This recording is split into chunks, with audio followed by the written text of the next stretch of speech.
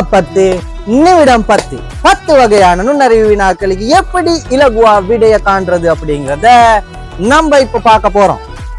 தரம் 2, 3, 4, 5ல கல்வி கற்கிற மாணவர்கள் அனைவரையும் அன்புடன் இந்த வீடியோவை பார்க்கறதுக்கு அழைக்கிறேன். வாங்க குயிக்கா வீடியோக்குள்ள போலாம்.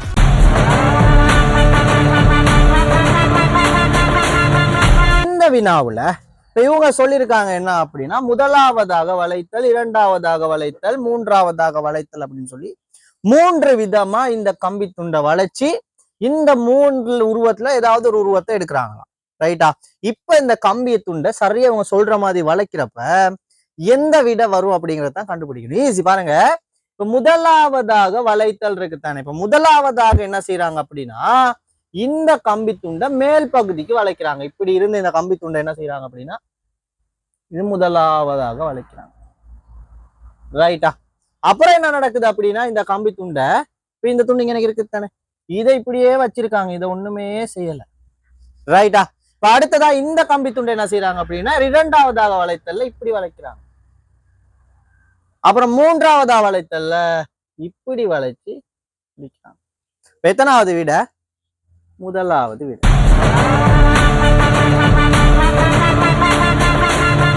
இந்த வினாவுல இருக்க முக்கோணிகளை தானே காங்க சொல்றாங்க. எத்தனை விட கொடுத்திருக்காங்க? 1, 2, 3 விட கொடுத்திருக்காங்க. ரைட்டா? இப்ப 3 விடையிலையும் இருக்கு சரியான விடை. எத்தனை முக்கோணிகள் இருக்குங்கிறத காண்றதுக்கான சரியான விடையை தெரிவு செய்யணும். டக் டக் டக் டக். இங்க பாருங்க. இப்ப முக்கோணி, இது உள்ளுக்கு இருக்க முக்கோணிகள் எல்லாத்துக்கும் ஃபர்ஸ்ட் இலக்கம் போட்டுருவோம். 1, 2, 3, 4, 5, 6, 7, 8. அப்ப 8 முக்கோணிகள் நம்மளுக்கு கண்ணுக்கு தெரிய இருக்கு. இப்ப பாருங்களேன், 8ஐயும் 5ஐயும் சேர்த்தா ஒரு முக்கோணி இப்படி. அடுத்தது 7ஐயும் 6ஐயும் சேர்த்தா ஒரு முக்கோணி.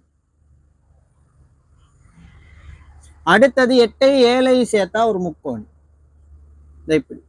அடுத்தது 5ஐயும் 6ஐயும் சேர்த்தா ஒரு முக்கோணி. வேற முக்கோணி இருக்கானா? வேற முக்கோணி இல்லை. அப்ப எத்தனை முக்கோணி? 8, 9, 10, 11, 12 முக்கோணிகள். மூன்றாவது விட.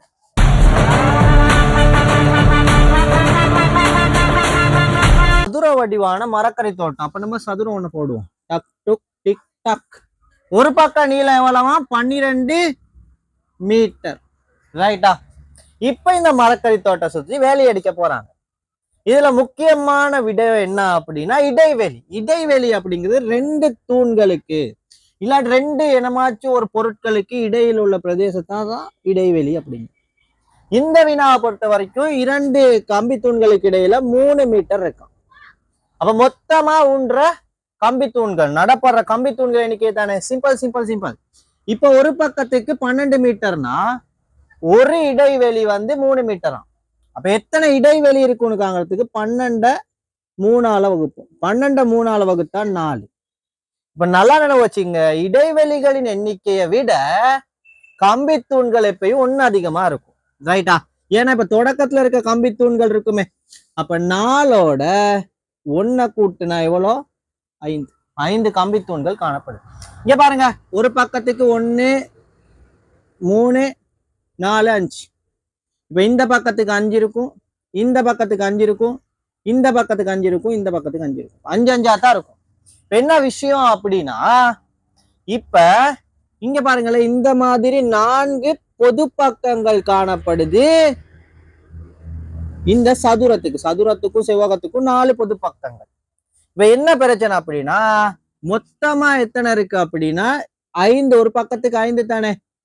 5 தர 4னா 4 பக்கங்களுக்கு. ஒரு பக்கத்துக்கு 5னா மொத்தமா 4 பக்கங்கள் இருந்துச்சுன்னா 5 தர 4 எவ்வளோ? 20. இந்த 20ல இருந்து தங்கம் நம்ம என்ன செய்ய போறோம் அப்படின்னா, இந்த பொது பக்கங்கள் 4. ஏன்னா இந்த பொது பக்கங்கள் அப்படிங்கிறது இங்கிட்ட இருந்து பார்க்கும்போது விளங்கும், இங்கிட்ட இருந்து பார்க்கும்போது விளங்கும். இப்ப இந்த பொது பக்கங்கள்ல இருக்க 4ஐயும் கழிக்கணும். இப்ப 20ல இருந்து 4 கழிப்பட்டா 16. மொத்தமா இதை சுத்தி எத்தனை இருக்கும் அப்படின்னா 16 தூண்கள் காணப்படும். இல்லாட்டி இடைவெளிகளை பெருக்கி விட்டாலும் விஷயம் முடிச்சு.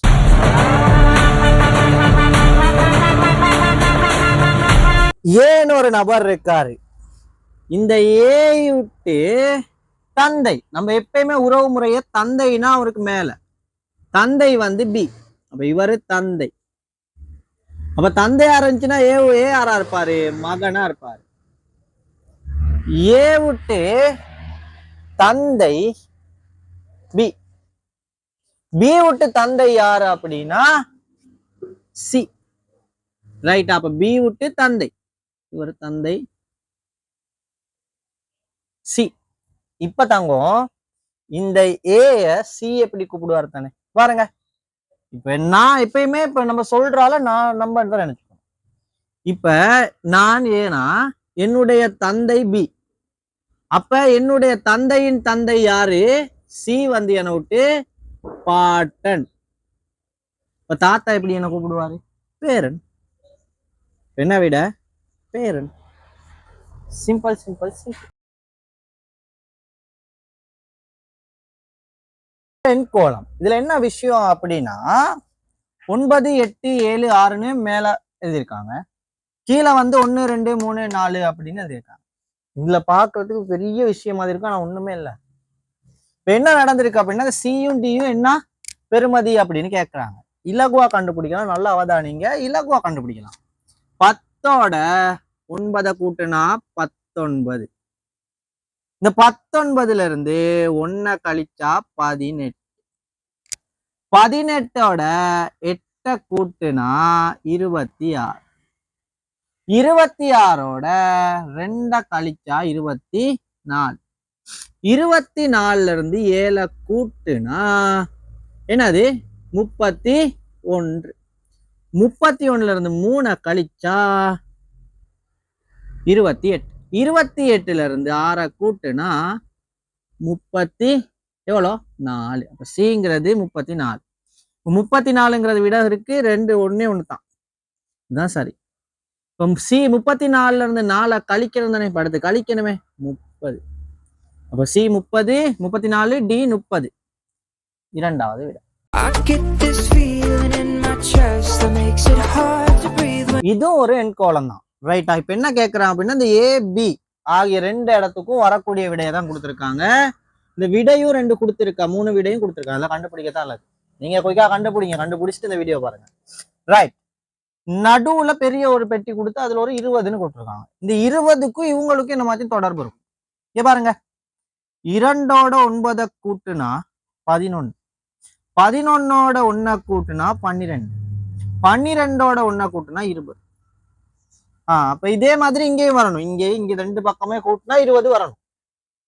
இப்ப 5ஐயும் 2ஐயும் கூட்டுனா, சாரி 5ஐயும் 7ஐயும் கூட்டுனா 12. 12ஓட 2 கூட்டுனா 14. அப்ப 14ல இருந்து 1 எத்தனை கூடணும்? 14ஓட 6 கூட்டினா தான் என்னது? 20.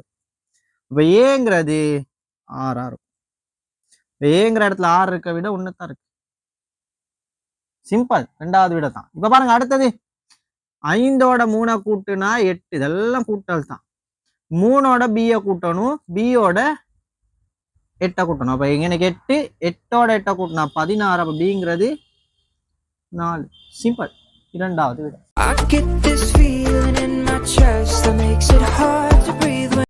இப்ப இங்க JFMAMங்கிறது என்ன அப்படின்னா ஒவ்வொரு மாதங்கள்.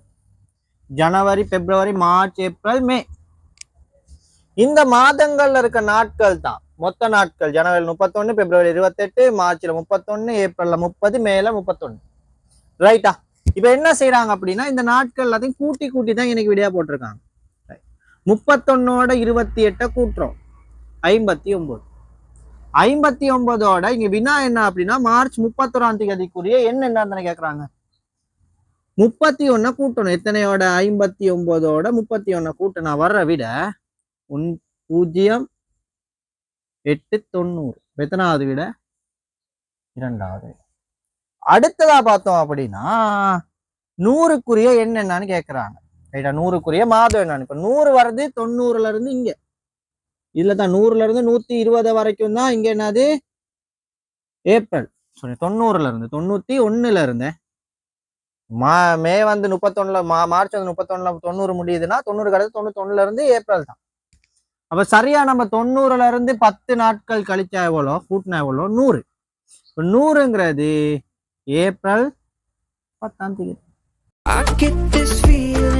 chest that makes it hard to breathe when இன்னைக்கு இத்தனை 1 2 3 4 5 5 நபர்கள் 3 சுற்றுக்கள்ல அவங்க செயற்பட்ட வெற்றி பெற்றாங்களா இல்லாட்டி நல்லா வேலை செஞ்சாங்களா 3 சுற்றுக்கள்லையும் நல்லா விளையாடினாங்கன்னா பிளஸ் கொடுத்துருப்பாங்க, ஓரளவு விளையாடினாங்கன்னா சராசரி அதாவது 0, ஒழுங்கா விளையாடலன்னா மைனஸ் குறைவு.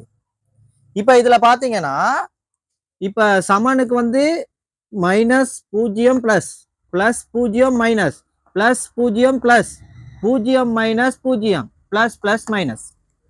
இந்த போட்டி 3லையும் நன்றா விளையாடினவர், இந்த சுற்று 3ஐயும் நல்லா விளையாடுறவர் யாருன்னா விட கொடுத்துருக்காங்க குமார். குமாரை பாருங்க, குமார் ஒரு 2 தடவை நல்லா விளையாண்டுருக்காரு, ஒரு தடவை சராசரியா 2வது சுற்று. சமன் பாருங்க, முதலாவதுல ஒழுங்கா சராசரியா விளையாடுல குறைவா விளையாண்டுருக்காரு, அடுத்த 2லையும் வந்து 1ல வந்து சராசரி 1ல மிக நல்லது. அப்ப இன்னைக்கு பார்த்தா சமனை விட குமார் நல்லா விளையாடுறாரு. முரளிய பாத்தீங்க அப்படின்னா முரளி இல்ல சேகரன், சேகரை பாத்தீங்க அப்படின்னா சேகர் வந்து 2 தடவை நல்லா விளையாண்டுருக்காரு, ஒரு தடவை மோசமா குறைவா விளையாண்டு. யார் அப்படின்னா சரியா விளையாண்டவர் 2 தடவை நல்லா விளையாண்டு ஒரு தடவை சராசரியா விளையாண்டவர் தான் நல்லாவே இந்த போட்டியில் நன்றாக செய்தவர்.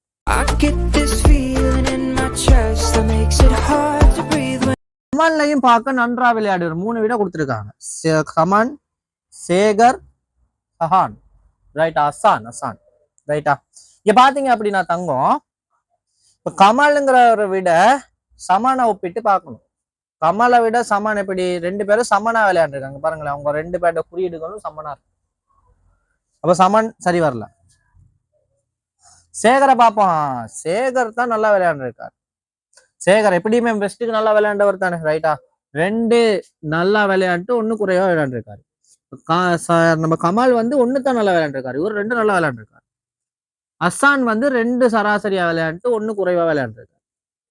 அப்ப கமலையும் பார்க்க நல்லா விளையாண்டவர் யார் அப்படின்னா சேகர். மீண்டும் ஒரு வினா தொகுதியில சந்திக்கும் வரை உங்களிடமிருந்து விடைபெறும் நான் விஜயகுமார் தீபன்.